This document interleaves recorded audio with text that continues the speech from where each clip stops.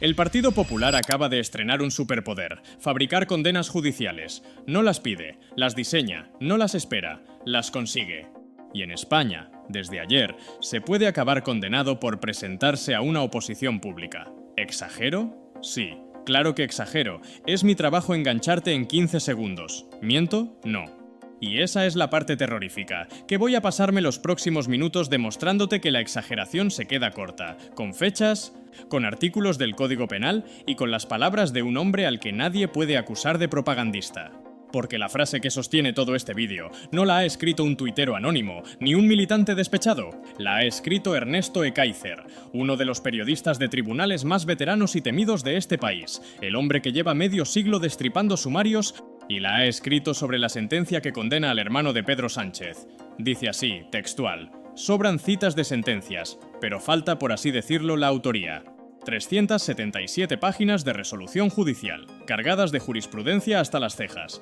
Y según Ekaizer, les falta lo esencial, lo que sostiene cualquier condena penal desde que existe el derecho: la autoría. Una condena a la que le falta el quién. Y por si esa te parece poco, guárdate la segunda, que es directamente el título de su análisis publicado hoy: ¿cómo consiguió el PP el desenlace de la condena del hermano de Pedro Sánchez? Fíjate en el verbo. No, ¿cómo se probó el delito? No, ¿cómo cayó David Sánchez? ¿Cómo lo consiguió el PP? Un partido político consiguiendo una condena. ¿Ves? Mi superpoder del principio ya no suena tan exagerado. Esa es la tesis que Ekaizer ha defendido en malas lenguas y ha documentado por escrito, y esa es la historia que te voy a contar hoy, porque la condena en sí ya la conoces, ya te la han repetido en todos los telediarios y en todas las portadas. Lo que no te han contado es cómo se fabricó. Y el cómo, esta vez, lo es todo. ¿Y lo de que te pueden condenar por presentarte a una oposición? Tampoco es un chiste, y este dato te lo justifico ya mismo porque es el más increíble de todos. Según la construcción jurídica de la propia sentencia, la cooperación necesaria de David Sánchez al delito, es decir, su conducta criminal, consistió en presentarse a la convocatoria y hacer la entrevista. Eso es lo que hizo. Presentarse. Luego te lo desarrollo con el artículo exacto, pero quédate con la imagen, porque es la fotografía perfecta de todo este esperpento. Porque sí, vaya por delante y sin esconderlo, David Sánchez ha sido condenado a 9 años de inhabilitación por prevaricación, y en este canal las noticias se cuentan enteras, nos gusten o no. Pero ahora déjame darte los 4 datos que la derecha mediática está omitiendo en cada titular, porque cuando los tengas delante vas a entender por qué Ekaizer ha fulminado esta sentencia. Dato 1. La Fiscalía, el acusador público, pedía la absolución de todos, de todos. Dato 2. David Sánchez ha sido absuelto del tráfico de influencias, el delito estrella por el que empezó este circo. Dato 3. No hay ni un día de cárcel, pese a que las acusaciones pedían hasta 6 años de prisión. Y dato 4, el más grueso de todos. Según el análisis de Ekaizer, la calificación por la que finalmente se le condena no estaba en el guión original de la causa. La sacó el Partido Popular de la chistera en la última sesión del juicio, cuando su acusación inicial se caía, y el tribunal la compró. ¿Condenado por un delito que las acusaciones improvisaron en la recta final, con el fiscal pidiendo la absolución? Sí, has leído bien. Y esa es exactamente la historia que te voy a contar hoy, porque es mucho más grave que el titular. Pero antes, el segundo problema, el que enmarca todo lo demás, ¿sabes quién acusaba en este juicio? No era la Fiscalía, que pedía absolver. Acusaban manos limpias, abogados cristianos, Hazte Oír, Justitia Europa, Liberum, Vox y el Partido Popular. 7 acusaciones. Léelas otra vez, despacio.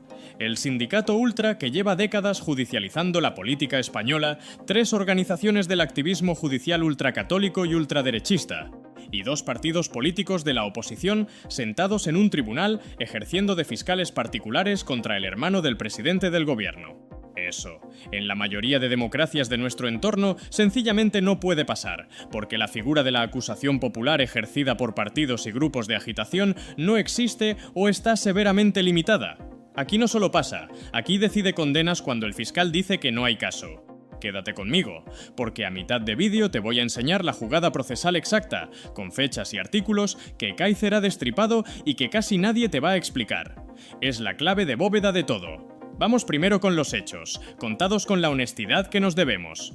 La Audiencia Provincial de Badajoz condenó ayer, por unanimidad y en una sentencia de 377 páginas, a David Sánchez, hermano del presidente, a 9 años de inhabilitación para empleo o cargo público por prevaricación administrativa. Condenó también a Miguel Ángel Gallardo, expresidente de la Diputación de Badajoz y exlíder del PSOE extremeño, a 18 años de inhabilitación por 2 prevaricaciones, y a otros 9 acusados, en su mayoría cargos o excargos socialistas de la institución, a 9 años cada uno. El tribunal considera probado que la plaza de coordinador de actividades de los conservatorios que ocupó David Sánchez en 2017 se creó a su medida, que él tuvo conocimiento previo de ello y que se presentó a la convocatoria y pasó la entrevista, dice la sentencia, para simular la legalidad formal del procedimiento. La sentencia es recurrible, no es firme. Lo subrayo porque importa. Esto sigue vivo y acabará previsiblemente en instancias superiores. ¿Y qué decimos nosotros de esto? Lo que dijimos siempre que diríamos, la contamos, sin esconderla.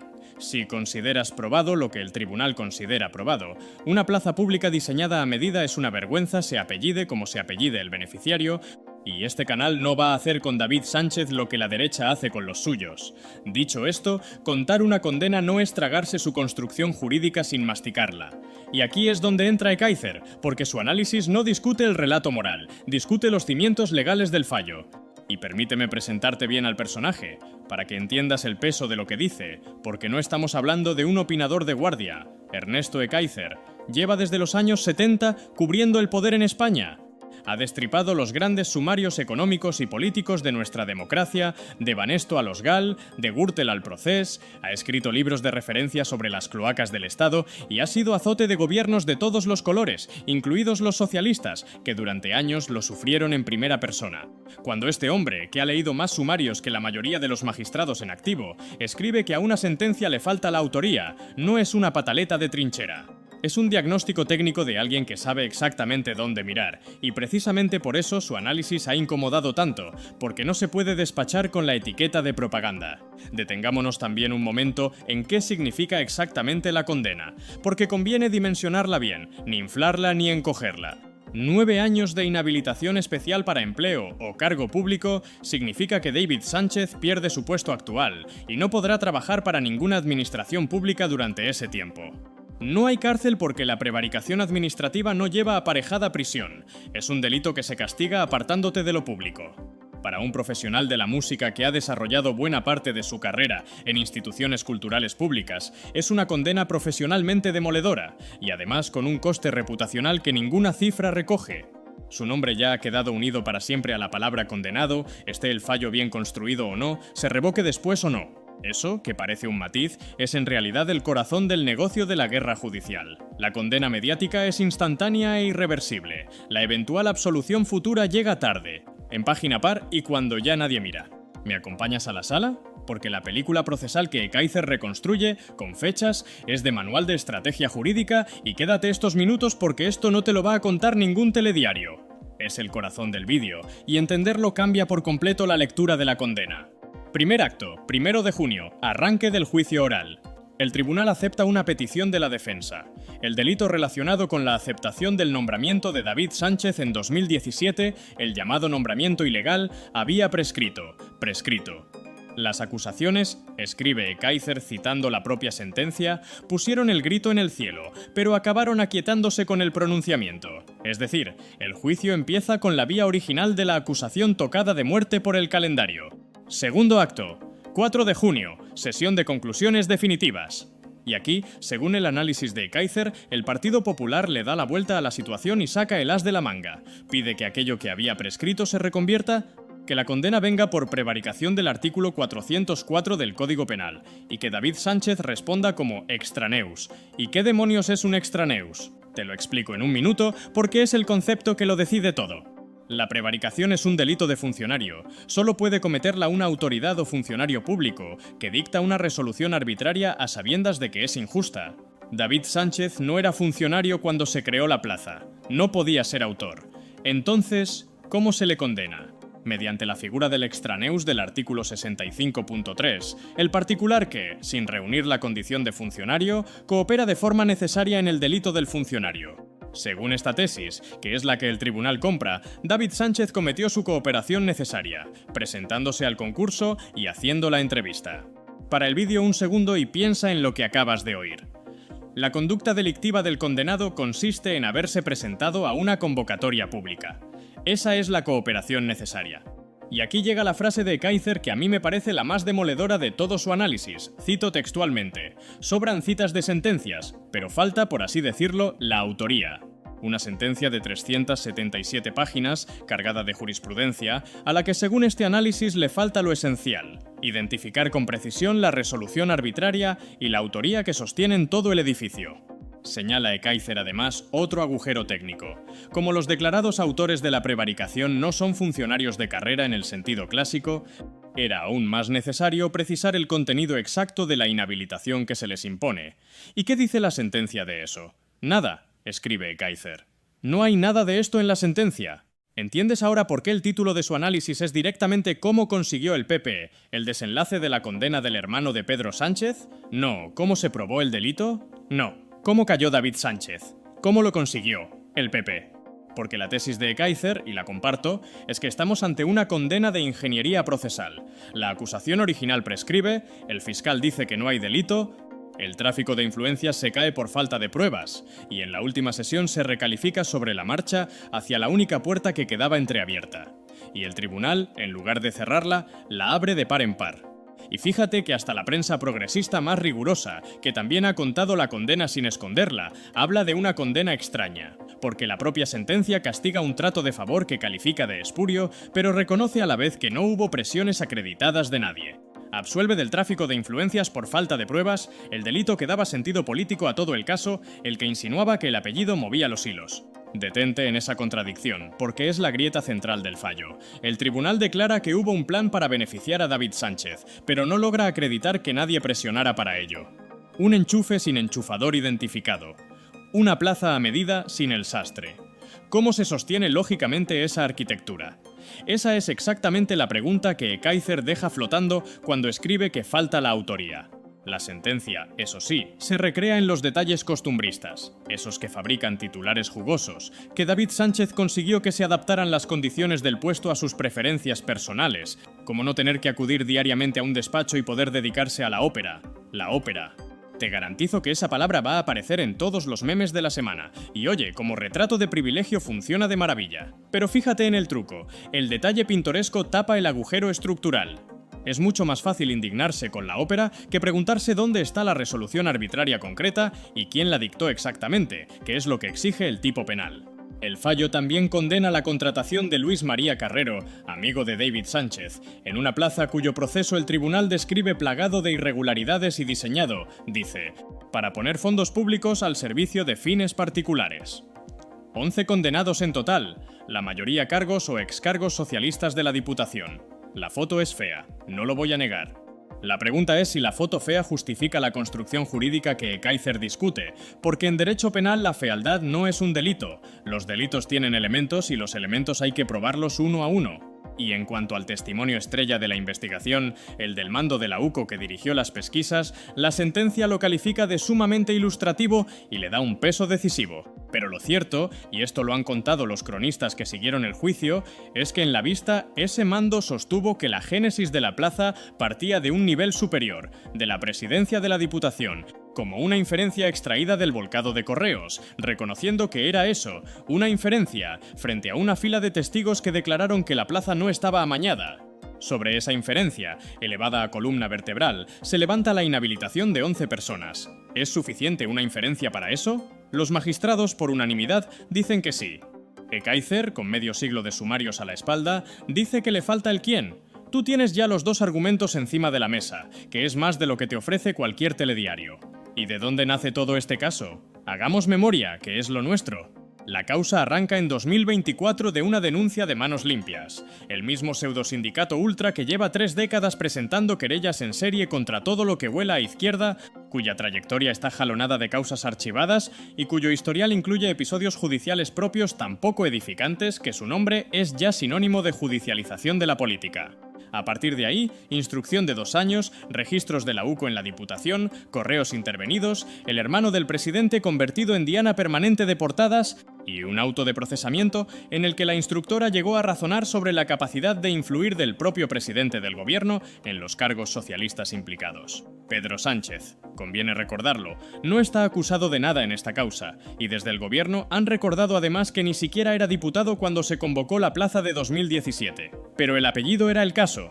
El apellido siempre fue el caso. ¿Exagero? Hazte la pregunta de control que nos hacemos siempre en este canal. Si este señor se apellidara García y fuera hermano de un fontanero de Badajoz, habría 7 acusaciones personadas, 2 años de instrucción, la UCO volcando correos y 377 páginas de sentencia por una plaza de coordinador de conservatorios. ¿Habría existido siquiera la denuncia? Contéstate a ti mismo y luego contéstame en comentarios, porque esa respuesta es la medida exacta de lo que está pasando. Y aquí necesito abrir un paréntesis de 2 minutos para explicarte una cosa técnica que es, en realidad, la gran pregunta jurídica de este caso, y que casi nadie está formulando en voz alta. ¿Cómo es posible que alguien acabe condenado cuando el fiscal pide su absolución? En España existe la figura de la acusación popular. Cualquier ciudadano u organización puede personarse en una causa penal y acusar, aunque no sea víctima de nada. Es una rareza casi única de nuestro ordenamiento, pensada en su origen como garantía ciudadana frente a fiscales pasivos. Pero el Tribunal Supremo, consciente del potencial de abuso, le puso límites hace años con 2 doctrinas famosas que conviene que conozcas. La doctrina Botín, de 2007, estableció que si ni el fiscal ni el perjudicado acusan, la acusación popular sola no basta para sentar a alguien en el banquillo. ¿Y por qué se llama Botín? Porque se acuñó, oh casualidad, para beneficiar a Emilio Botín, el banquero más poderoso de España, cuyo procesamiento decayó precisamente porque solo lo sostenían acusaciones populares. Un año después llegó la doctrina Atucha, la excepción, cuando el delito no tiene un perjudicado concreto, como los delitos contra la administración pública, la acusación popular sí puede sostener ella sola el juicio. ¿Y a quién se le aplicó esa excepción? A Juan Mari Atutxa, político nacionalista vasco. Fíjate qué simetría tan pedagógica nos regaló el Supremo. Cuando el acusado era el mayor banquero del país, se cerró la puerta. Cuando era un político periférico incómodo, se abrió. Y por esa puerta abierta, la de Atutxa, es por la que hoy pasan manos limpias, Hazte Oír y compañía, para sostener acusaciones contra el entorno del presidente cuando el fiscal dice que no hay caso. La arquitectura del sistema, como ves, no es neutral ni lo ha sido nunca. Tiene puertas que se abren y se cierran, y llevan años abriéndose y cerrándose siempre en el mismo sentido. Y ahora conecta esto con lo que llevamos semanas documentando en este canal, porque nada de esto ocurre en el vacío. Esta condena llega la misma semana en que el juez Peinado, en la causa contra Begoña Gómez, exigía a la esposa del presidente que acreditara en 5 días que usó su pasaporte solo para la graduación de su hija, reclamando un sello que el Reino Unido no pone desde hace años. La misma semana, no el mismo mes, no el mismo trimestre, la misma semana.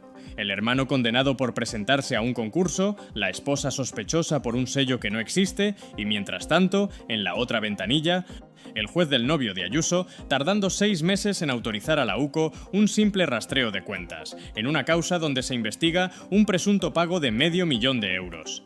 Pon los 3 cronómetros en fila y míralos juntos. 5 días improrrogables para la esposa, sentencia express para el hermano y 6 meses de espera para el novio. ¿Sigues creyendo que son casualidades sueltas? ¿O empiezas a ver el sistema de 2 velocidades funcionando a pleno rendimiento, con el cerco al entorno familiar del presidente avanzando a toda máquina mientras los casos de la derecha crían polvo en los cajones? Yo hace tiempo que dejé de creer en tantas casualidades juntas, y una encuesta reciente decía que 2 de cada 3 españoles, incluidos muchos votantes de derechas, tampoco creen ya en ellas. Seamos como siempre honestos también con lo incómodo. Primero, hay una condena, dictada por unanimidad por 3 magistrados, y el respeto a las resoluciones judiciales que exigimos cuando condenan a la derecha, lo aplicamos cuando condenan a los nuestros. Si el Tribunal Supremo o quien corresponda confirma este fallo, aquí se contará confirmado. Segundo, los hechos que la sentencia declara probados. Una plaza diseñada a medida y un proceso selectivo de fachada son feos. Y la izquierda no puede mirar hacia otro lado con el enchufismo, porque el enchufismo es veneno para lo público, que es justamente lo que decimos defender, crítica hecha y sin anestesia. Pero tercero, y aquí está la diferencia entre analizar y tragar, se puede condenar moralmente un enchufe y a la vez señalar que la construcción penal de esta sentencia, según el análisis de Ekaizer, se improvisó en la última sesión del juicio a instancias de un partido político personado como acusación, contra el criterio del fiscal y con la autoría, en palabras del propio Ekaizer, brillando por su ausencia. Las dos cosas caben. Es más, las dos cosas son obligatorias si uno quiere ser serio. ¿Y cómo ha reaccionado el tablero político? Como era de esperar, y con algún matiz que conviene registrar. Desde el gobierno han asumido el golpe sin dramatismos públicos, recordando un dato objetivo que se pierde en el ruido. Pedro Sánchez no está acusado de nada en esta causa, y como han subrayado desde el Ejecutivo, ni siquiera era diputado cuando se convocó la plaza de 2017. Los socios parlamentarios del gobierno, y esto es políticamente relevante, han mantenido su apoyo al Ejecutivo acompañándolo de críticas a la sentencia, lo que te da la medida de que en el bloque de investidura la lectura mayoritaria es la misma que te estoy dando aquí. Condena rara, construida en el descuento, con el fiscal en contra.